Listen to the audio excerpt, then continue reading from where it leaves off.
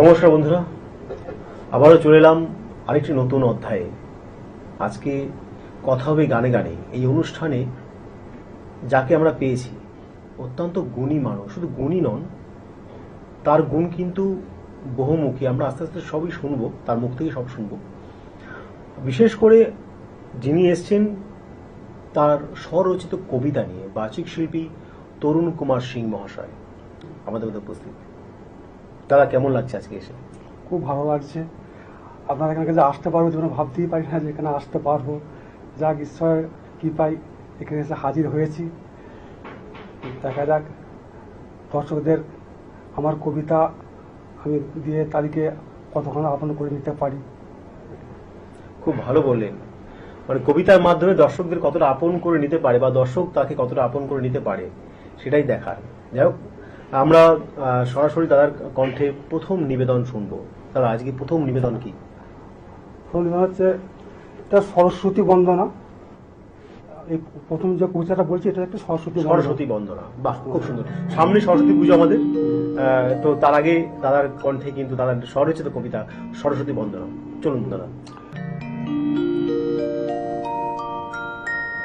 প্রথমে আমি দর্শক বন্ধুদের সঙ্গে আমার পরিচয়টা শেয়ার করে নেব, সেটা 2 লাইন শ্লোকের মধ্য দিয়ে। হুগলি জেলার গোঘাট থানায় কাঁটাপুকুর গ্রাম, স্বর্গীয় পিতামাতা ত্রিলোচন সিং, সত্যবালা সিংয়ের তনয় আমি, তরুণ কুমার সিং নাম। এবার আসছি আমি আমার কবিতা। আমার প্রথম কবিতা সরস্বতী বন্দনা। সরস্বতী বিদ্যাবতী, বিদ্যা কর দান, আমরা হলাম অবোধ শিশু, তোমারই সন্তান। হংসরাজের পিঠে চড়ে এসো ধরণীতে, বছর বছর মাঘ মাসের শুক্লা পঞ্চমীতে। জোড়াত করে সবাই তোমায় করি আহ্বান, আমরা হলাম অবোধ শিশু, তোমারই সন্তান। শ্বেত বরণী বিনা পানি, বিনা তোমার হাতে, এখন এসো একলা, আবার এসো মায়ের সাথে। আনন্দেতে সবাই তোমার গাহি জয় গান, আমরা হলাম অবোধ শিশু, তোমারই সন্তান। নমস্কার। অসাধারণ, সত্যি। কথায় আছে শাক দিয়ে কিন্তু মাছ ঢাকা যায় না। ঠিক সেরকমই দাদা কিন্তু অত্যন্ত প্রতিভাবান। আমি প্রথমেই বললাম দাদা বহুমুখী প্রতিভা আছে। ঠিক সেরকমই দাদা একজন গোহাট থানার অন্তর্গত একটি প্রত্যন্ত অঞ্চলের মানুষ হয়েও কিন্তু তার প্রতিভা আজকে মানুষের সম্মুখে টেলিভিশন পর্দায় আমরা তুলে ধরতে পারছি। এটা কিন্তু আমাদের কাছে একটা পরম পরম প্রাপ্তি। খুব ভালো লাগছে। একজন এই ধরনের মানুষ আমরা চাই, যারা এই ধরনের প্রতিভা আজকে ঘরের মধ্যে থাকছে, একটা অঞ্চলের মধ্যে থাকছে, তারা মানুষের কাছে আসুক। খুব ভালো লাগছে। আচ্ছা দাদা, জানতে চাইছি যে এই যে কবিতা লেখালেখি কতদিন ধরে এটা? আমি যখন ক্লাস 6-7-এ পড়ি তখন থেকেই আমার একটা, যখন ক্লাসের বইয়ের যখন কবিতা যখন পড়তাম তখনই মনে হতো যদি এরকম লিখতে পারতাম। তখন থেকে আমার ধারণাটা ছিল। আচ্ছা। তখন থেকে শুরু করেছি। কিন্তু আমরা প্রত্যন্ত গ্রামের মানুষ, চাষবাস করে আমাদের জীবিকা চলে। হ্যাঁ, ওর মধ্যে বা সংসারিক ইয়েতে ডুবে থেকে মানে এতটা আগাতে পারিনি। এবারে এই বয়সে এসে এবার মনে হলো যে এত যে আমি প্রায় আমার 100-র উপর কবিতা গান মিলে আমি লিখেছি। আচ্ছা। কিন্তু সেগুলো যে আমার কলা পাতা হয়ে যাবে, আমার তো 50 ঊর্ধ্ব বয়স হয়ে গেছে, কিছু একটা করতে হবে এই ধারণা নিয়ে আমি মোটামুটি একটু আগাতে আরম্ভ করেছি আর কি। একদমই ঠিক। মানে এই এত ভালো ভালো কবিতা যদি এইভাবে জাস্ট খাতা বন্দি হয়ে পড়ে থাকতো তাহলে কিন্তু মানুষের কাছে পৌঁছতো না, মানুষ জানতেই পারতো না একটা মানুষ সে কত প্রতিভা ধারণ করে। যাই হোক দাদা, কথা আরো হবে। পরবর্তী কবিতা যাই। পরবর্তী কবিতা হচ্ছে আমার, যেহেতু আমার রামকৃষ্ণদেব বা সারদা মায়ের পাশাপাশি আমার জন্মস্থান, আমার গ্রাম, সেহেতু আমি তাদেরকে নিয়ে একটা কবিতা লিখেছি, যে কবিতাটা আমি শোনাচ্ছি। কবিতাটির নাম হচ্ছে আমার দেশের ঠাকুর। আমার দেশের ঠাকুর শ্রীরামকৃষ্ণ, মা সারদা দেবী, তাদের চরণ ধুলি শিরে আমার, অন্তরে গাঁথা ছবি। টাকা মাটি মাটি টাকা, বাবার অমৃত বাণী। মা শারদা সবার মাতা, তিনি হলেন জগৎ জননী। তাঁরা হলেন পথপ্রদর্শক, চলার পথের রবি। তাঁদের চরণ ধুলি শিরে আমার, অন্তরে গাঁথা ছবি। মাতা হলেন চন্দ্রামণি, পিতা হলেন ক্ষুদিরাম। যুগাবতার শ্রীরামকৃষ্ণ হলেন তাঁদের গর্বের সন্তান। গদাধরের পাদস্পর্শে কামারপুকুর পুণ্য, মা শারদার জন্মভূমি জয়রামবাটি ধন্য। এই পুণ্যভূমি জন্ম আমার, নিজেকে তাই ধন্য ভাবি। তাদের চরণ ধুলি শিরে আমার, অন্তরে গাঁথা ছবি। নমস্কার। অসাধারণ, মানে শুনতে শুনতে আমি কোথায় যেন হারিয়ে যাচ্ছিলাম যে মানুষটা সত্যি কত ভালো ভালো কবিতা লিখেছে। আজকে চ্যানেল ভিশনের সৌজন্যে কিন্তু আমরা এই ধরনের মানুষকে আপনাদের সামনে আনতে পেরেছি। সত্যি খুব ভালো লাগছে, মানে এত ভালো একটি মূল্যবান কবিতা, মানে কি সুন্দর তার ছন্দ, কি সুন্দর তার কথা। আচ্ছা দাদা, আপনি এই কবিতা লেখালেখি ছাড়া আর কি করেন একটু জানতে চাইছি। আমার সারা জমি জায়গা আছে, সেগুলো আমি চাষবাস করি। সত্য কথা বলতে কি, এই চাষবাস করে সারাদিন এত খাটাখাটনি করে আমি কবিতা লিখি। আমি মাঠে কাজ করতে করতে কবিতা লিখি, আচ্ছা। তখন আমি ভেজে ফেলি, আচ্ছা। বা আমার মনের ভিতরে সেটা সবসময় চলে। আহা। এরপর এই ছন্দটা করতে হবে, এটা আমার সবসময় দেখা থাকে। আমি মাঠে একা থাকি, কোথাও যেতে গেলেও আমার কণ্ঠে কিন্তু এইটাই থাকে যে আমি একটা কিছু করছি, সেটা আমার প্রতিভা, সেটা আমাকে ফুটিয়ে তুলতে হবে, এটা আমার সবসময় থাকে। আমি যখন নির্জনে একা থাকি, আমি কবিতা গান নিয়েই থাকি, এটা আমি লেখার চেষ্টা করি। এটাই কিন্তু সৃষ্টি কিন্তু আরাম আয়েশ করে বসে আজকে একটা কিছু সৃষ্টি করব কখনোই হয় না। যারা সৃষ্টিকর্তা, যারা সৃষ্টি করেন, বিশেষ করে এই গান কবিতা যারা লিখেন, তারা কিন্তু যেখানে সেখানে থেকেও তারা এই কবিতা গান বেঁধে ফেলেন, এটাই তাদের সৃষ্টি। আচ্ছা দাদা, খুব ভালো লাগছে আপনার সঙ্গ পেয়ে, আজকে আপনাকে নিয়ে আসতে পেরে সত্যি আমাদের খুব ভালো লাগছে। পরবর্তী দর্শকদের কি শোনাচ্ছেন আপনার লেখা? পরবর্তী যে কবিতাটা শোনাবো, এটা হচ্ছে আমাদের বিশ্ববরেণ্য কবিগুরু রবীন্দ্রনাথ ঠাকুরকে নিয়ে লেখা একটি কবিতা। বাবা, অসাধারণ। কবিতার নাম কবি প্রণাম। বিশ্বকবি রবীন্দ্রনাথ, স্মরণ করি তোমার নাম। তোমার কবিত্ব ছড়ালো বিশ্বকবি তোমার নাম। তোমার কর্মে তোমার ধর্মে ধন্য মোদের দেশের মাটি। তুমি বিশ্বের কৃতি সন্তান, খাঁটি সোনার চাইতে খাঁটি। বইয়ের পাতায় পাথরে খোদাই আজও আছে তোমার নাম। তোমার কবিত্ব ছড়ালো বিশ্বকবি তোমার নাম। তোমার জ্ঞান তোমার গরিমা, তোমার কবিত্ব তোমার মহিমা। বিশ্ববাসীর অন্তরে আজও অঙ্কিত আছে তোমার নাম। তোমার কবিত্ব ছড়ালো বিশ্বকবি তোমার নাম। তোমার কবিত্ব তোমার যশ, তাহাতেই করিলে মোদের বশ। বিশ্বকবি আখ্যা পেলে ধন্য হলো এ ভবধাম। জনম জনম অমর রহ, বিদেশ তোমার জন্মধাম। তোমার কবিত্ব ছড়ালো বিশ্বকবি তোমার নাম। নমস্কার। অসাধারণ দাদা, আপনি এই মাঠে ঘাটে থেকে এত সুন্দর এত ভালো ভালো কথা পান কোথা থেকে? আমি যত শুনছি আমি অবাক হয়ে যাচ্ছি। আমার কোনো কৃতিত্ব না, কৃতিত্ব আমার ঈশ্বরের দান। সত্যি তাই, মানে ঈশ্বরের আশীর্বাদ না থাকলে আমার কোনো সম্ভব হতো না। সত্যি অসাধারণ অসাধারণ, মানে কি ভালো লাগছে আজকে যারা শুনছেন, যে সমস্ত দর্শক বন্ধুরা শুনছেন আমাদের ক্যামেরার ওপার থেকে, তারা সত্যি তারা বলবেন যে সত্যি গুণী মানুষ। খুবই ভালো লাগছে দাদা।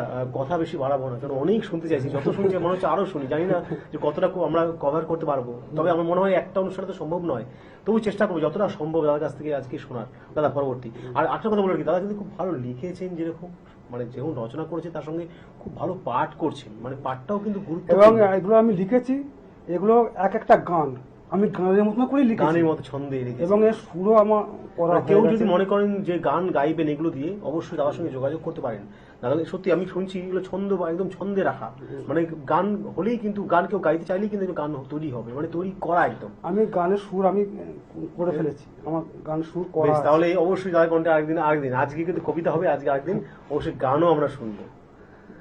চলুন দাদা, নেক্সট কবিতা। নেক্সট কবিতা হচ্ছে আমার আসন। কবিতার নাম আসন। আসুন। আমি বসিব বলে খুঁজিয়াছি আসন মানুষের মনে মনে, এখনো কি পাতা হয়নি আসন, বলো আমার জন্যে। এই বাসনা বুকে লয়ে আমি লিখিয়াছি কবিতা গান, রবি নজরুলের চরণতলে আমি ধূলিকণা সমান। মোরে তিন বলি যেও না গো দলি, ওহে মানব গণে, এখনো কি পাতা হয়নি আসন, বলো আমার জন্যে। আমি জোনাকির মতো আলো দিতে চাই, চাহি না চন্দ্র হইতে, তাহাতেই হইবে ধন্য জীবন তোমাদের আশিসেতে। আবর্জনা বলি দিও না গো ফেলি, বলি তাই কবিতা গানে, এখনো কি পাতা হয়নি আসন, বলো আমার জন্যে। নমস্কার। কি অনবদ্য, সত্যি অসাধারণ অসাধারণ, কি কথা, কি ছন্দ। আমি সত্যি রীতিমতো বিগলিত, মানে এত ভালো ভালো কথা তিনি লিখেছেন যে আচ্ছা দাদা, মানে এই যে লেখালেখি, আপনি সারাদিন মাঠে কাজ করার পর যে সময়টুকু পান, আপনি অন্য অন্য হয়তো হয়তো আপনি অন্য অন্য কারোর মতো চায়ের দোকানে বসে আড্ডা মারতে পারতেন, বন্ধু বান্ধবের সঙ্গে ঘুরতে পারতেন, আপনি কখন বসে লেখেন এগুলো? সবই করি। প্রথমে জিনিসটা ভেবে ফেলি, অন্তরের ভিতরে সেটাকে রেখে দিই, এটা পরে যখন সময়টা পাই সেই সময়টা বসে এটা আমি লিখে ফেলি। অসাধারণ বন্ধুরা, সত্যি আমার খুব ভালো লাগছে। দাদা, পরবর্তী কবিতা যাবো। আমি মানে কথা বলতে চাইছি না, কিন্তু কথা বলতে বাধ্য হচ্ছি, মানে এত ভালো ভালো কবিতা লিখছি। পরবর্তী। আমার পরবর্তী কবিতার নাম আমরা শুধু মানুষ। আহা। কেহ ডাকি আল্লাহ গড, কেহ ডাকি ভগবান, একজনেই ডাকি সবাই ভিন্ন ভিন্ন নাম। কেহ পরি প্যান্ট শার্ট, কেহ পরি ধুতি, কাহারও মাথায় পাগড়ি আবার কাহারও মাথায় টুপি। কি সুন্দর। ভিন্ন বস্ত্র পরিলেও সবার রক্ত যে সমান, একজনেই ডাকি সবাই ভিন্ন ভিন্ন নাম। কেহ পড়ি গীতা বাইবেল, কেহ বা কোরআন, যে যার ধর্ম সে তার কাছে বড়ই যে মহান। ঈশ্বরে কেউ প্রণাম করি, কেহ জানাই সেলাম, একজনেই ডাকি সবাই ভিন্ন ভিন্ন নাম। ভিন্ন জাতি ভিন্ন ভাষী একসাথে থাকি, কেহ হিন্দু মুসলিম খ্রিস্টান, কেহ বা মারাঠি, একই সৃষ্টিদাতা সবার দিয়াছেন প্রাণ, একজনেই ডাকি সবাই ভিন্ন ভিন্ন নাম। নমস্কার। সত্যি আমাদের এই বৈচিত্র্যময় দেশ ভারতবর্ষ, সত্যি যেন সেই ভারতবর্ষের কথাই তুলে ধরলেন আজ এই কবিতার মধ্যে দিয়ে। সাম্প্রদায়িক আমরা, কোথায় ধর্ম, কিসের জাতি, সব আমরা এক, মিলেমিশে একাকার, সবার গায়ে কিন্তু আমাদের সেই লাল রক্তই বইছে। দাদা কিন্তু সেই কথাই সেই বাণী তুলে ধরলেন, খুব ভালো লাগলো, অসাধারণ দাদা। পরবর্তী কবিতা। আমার এই কবিতাটির নাম পতি পরমেশ্বর। যেজন আপন পতি চিনিতে নারে, সেইজন জগৎপতি চিনিবে কেমন।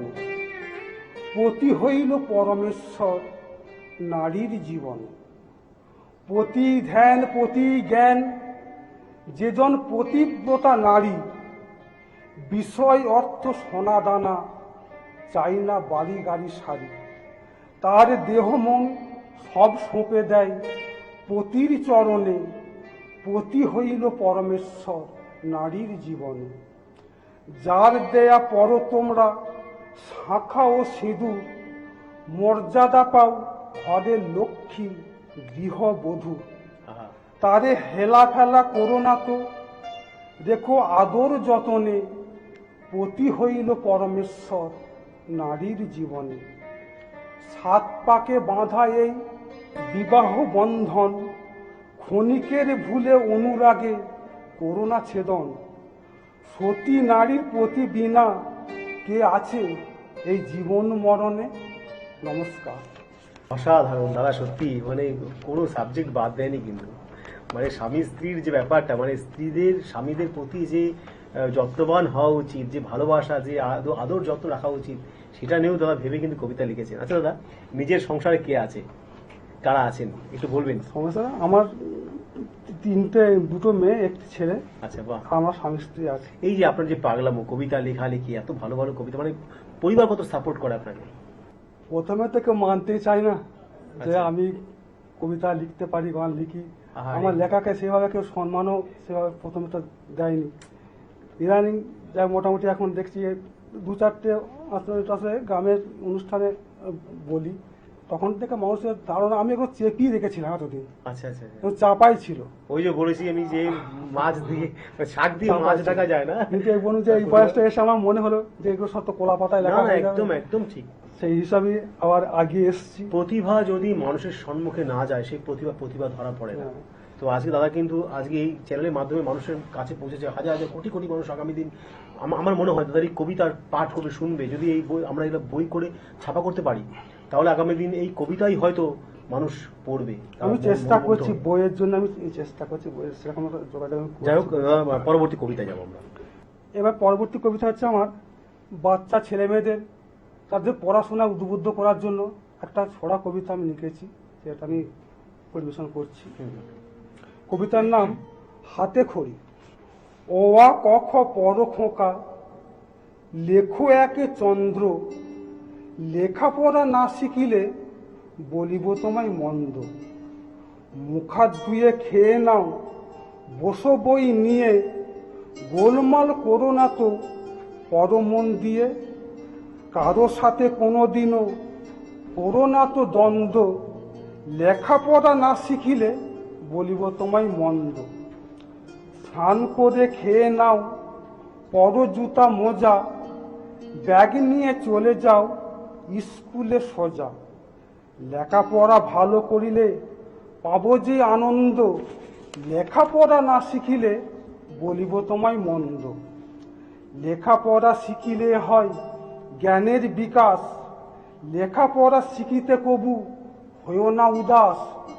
শিক্ষাই নিয়ে আসে জীবনে চলার ছন্দ, লেখাপড়া না শিখিলে বলিব তোমায় মন্দ। নমস্কার। খুব সুন্দর, খুব সুন্দর। মানে এই কবিতার মাধ্যমে কিন্তু শিশুদের কিন্তু দাদা একটা সুন্দর মেসেজ দিলেন। দাদা এত এত এত ভালো ভালো চিন্তা ভাবনা আসে কোত্থেকে? আমি তো শুনছি, অবাক হচ্ছি। আমি তো বললাম, এটা সবই ঈশ্বরের দান, আমার কোনো ক্ষমতা নেই। সত্যি অসাধারণ, অসাধারণ। আমার কোনো ক্ষমতা নেই। দাদা সময় খুব অল্প, আমরা আরো কিছু শুনতে চাই, তাই কথা বেশি বাড়াবো না, পরবর্তী কবিতায় যাবো। আমি একটি দেশাত্মবোধক কবিতা শোনাচ্ছি। বাবা বাবা, খুব ভালো হবে, খুব ভালো। এই কবিতাটির নাম মহিয়সী ভারত মাতা। কত বীর সন্তানের জননী তুমি, ওগো ভারত মাতা। স্বর্ণাক্ষরে রয়েছে লেখা ইতিহাসের পাতা। তোমার বক্ষে জন্ম তাদের, এ তো তোমার অহংকার। তোমার অঙ্গে সুসজ্জিত, তারাই তোমার অলংকার। বিশ্ব মাঝে উচ্চ করি রাখিয়াছে তব মাথা। স্বর্ণাক্ষরে রয়েছে লেখা ইতিহাসের পাতা। তোমার বক্ষ বাগিচায় ফুটিয়াছিল কত সুন্দর ফুল। ক্ষুদিরাম, বিনয়, বাদল, দীনেশ, রবীন্দ্রনাথ, নজরুল, তাঁরা গানের সুরে বাঁধিয়া দিয়াছে ভারতবাসীর একতা। স্বর্ণাক্ষরে রয়েছে লেখা ইতিহাসের পাতা। নমস্কার। অসাধারণ। দাদার কণ্ঠে আমরা ইচ্ছে করছে আজকে দাদাকে ছাড়তে ইচ্ছে করছে না। অনেক দূর থেকে দাদা এসেছেন। পরপর কবিতা যাবো, পরপর কবিতা, মানে যতটা সময় পাবো আমরা দাদার কাছ থেকে যতটা কবিতা শুনে নেওয়া যায় দাদার কণ্ঠ থেকে। দাদা পরবর্তী কি কবিতা শুনবো আমরা? পরবর্তী কবিতা আর একটা দেশাত্মবোধক কবিতা আমি শোনাচ্ছি। এই কবিতাটি 15ই আগস্ট উপলক্ষে লেখা। নবীন প্রজন্মকে এই দিনটা স্মরণ রাখার জন্য আমার এই কবিতাটি লেখা। বাহ বাহ, খুব সুন্দর, খুব প্রয়োজন। এই কবিতাটির নাম নবীন প্রজন্মের প্রতি আহ্বান। বছর বছর 15ই আগস্ট আসিবে ঘুরে ফিরে, নতুন মানুষ আসিছ যারা, লিখে রাখো অন্তরে, এই দিন মুক্তির দিন ভারতবাসীর তরে। তারা দিয়ে স্বাধীনতা চলে গেল কোথা, ফিরে তো এলো না আর। যতই খোঁজো সারা বিশ্ব হবে যে নিঃস্ব, কবুও হবে না নয়ন আগোচর। তাদের সে স্মৃতি জানাতে প্রীতি, এসো হাতে হাত ধরে, নতুন মানুষ আসছো যারা, লিখে রাখো অন্তরে। প্রাণ দিয়ে যারা দিল স্বাধীনতা, তাদের চরণে ঠেকাও মাথা। তোমরা আগামী দিনে রক্ষা কবচ এই মাটির ওই মায়ের তরে। নতুন মানুষ আসছো যারা, লিখে রাখো অন্তরে। নমস্কার। অসাধারণ সত্যি। দাদা কিন্তু কবিতার মাধ্যমে এর আগে শিশুদের যেরকম একটা মেসেজ দিলেন, ঠিক সেরকম নবপ্রজন্ম যারা আসছে, যারা এখন তরুণ তুর্কি, তাদেরকেও কিন্তু তিনি মেসেজ দিলেন। দেশের এই স্বাধীনতার 15ই আগস্টকে তারা স্মরণ করার জন্য, তারা যেন মনে রাখতে পারে, এই স্বাধীনতাকে তারা শ্রদ্ধা করে, যার জন্য সেই উদ্দেশ্যে আমার এই কবিতাটি লেখা। খুব সুন্দর, খুব সুন্দর, অসাধারণ। বন্ধুরা, সময় কিন্তু আর নেই, বলতে খুব খারাপ লাগছে, কারণ আজকে এমন একজন মানুষকে আমরা নিয়ে এসেছি চ্যানেলের পর্দায়, তরুণ কুমার সিং মহাশয়। ইনি সত্যি একজন অত্যন্ত গুণী মানুষ। আজকে মনটা ঠিক মানে শুনে পোষালো না, মানে আরো শুনি মনে হচ্ছে। তবে দাদাকে অনুরোধ করো, দাদা সম্ভবত আরেকবার আসতে হতে পারে আপনাকে, কেন যা কবিতা আপনি লিখেছেন সব তো একটা অনুষ্ঠানে সম্ভব নয়, এবং জানি না কি হবে। যাই হোক, চেষ্টা করবো অবশ্যই দাদাকে আবার নিয়ে আসার। আমরা আমাদের পক্ষ থেকে, চ্যানেলের পক্ষ থেকে এবং সৃষ্টির পক্ষ থেকে তার জন্য একটা সার্টিফিকেট রয়েছে, দাদা গ্রহণ করবেন। সামান্য আপনার যা গুণ, তাতে খুব সামান্য একটা জিনিস, তবে এটা যত্ন করে রাখবেন, সার্টিফিকেট। নমস্কার বন্ধুরা, আজকে এতটুকুই। অবশ্যই দাদার সঙ্গে দেখা হবে অন্য কোনো পর্বে, আমরা অবশ্যই নিয়ে আসবো দাদাকে। আপনাদের অনুরোধ থাকবে, আমরা সেই অনুরোধ তাদের কাছে পৌঁছে দেব। কেমন লাগছে এই এপিসোড জানাবেন অবশ্যই মেসেজ করে। ধন্যবাদ। এই অনুষ্ঠানে আপনারা যারা আগ্রহী, তাহলে তারা যোগাযোগ করুন নিচের নাম্বারে। যারা সঙ্গীত শিল্পী, আবৃত্তি শিল্পী এবং নৃত্যশিল্পী আছেন, তারা কিন্তু অবশ্যই খুব তাড়াতাড়ি যোগাযোগ করবেন নিচের নাম্বারে।